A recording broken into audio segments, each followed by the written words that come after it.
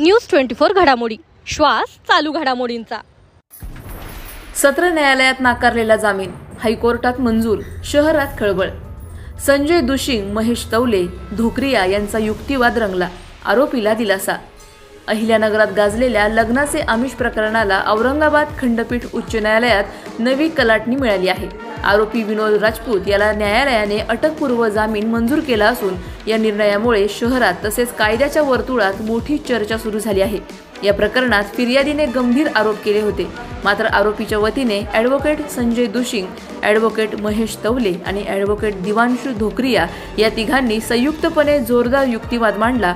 त्यांनी न्यायालयासमोर मुद्दा मांडला की पीडिता हीच आरोपीवर खोटे आरोप करून त्याला ब्लॅकमेल करण्याचा प्रयत्न करत आहे। पैशांची उकळपट्टी करण्यासाठीच हा खटला रचण्यात आल्याचा ठोस दावा त्यांनी केला आहे। सत्र न्यायालयाने आरोपीचा जामीन अर्ज फेटाळला होता, मात्र उच्च न्यायालयाने या तिघा वकिलांचा युक्तिवाद मान्य करत आरोपीला अटकपूर्व जामीन मंजूर केला। अशाच बातम्यांचा आढावा घेण्यासाठी आजच आपल्या YouTube चॅनलला सबस्क्राईब करा। बातमी आवडल्यास लाईक करा आणि इतरांपर्यंत शेअर करा।